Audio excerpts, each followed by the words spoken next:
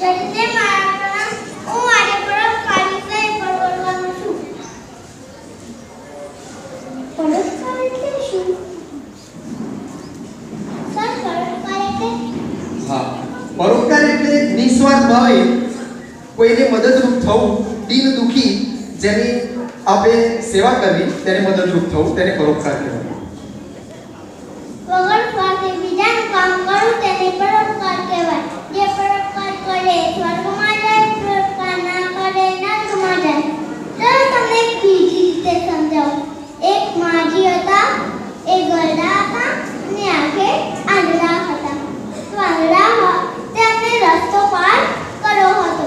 તો આંધળા હોવાથી રસ્તો પાર કરાય નહીં. તો એટલાથી બે બાળકો આવ્યા. એક નામ રામુ, એક નામ શ્યામુ. પણ રામુએ તો જોયું પણ જોઈને જતો રહ્યો અને શ્યામુને ખબર પડી ગઈ કે મારી ગરડા છે તો એની ચલો મદદ કરું. તો શ્યામુના હાથમાં બેગ હતી, બેગ મૂકી દીધી અને રસ્તો પાર કરાવી દીધો. એને પરોપકાર કહેવાય. સમજે ને બધા?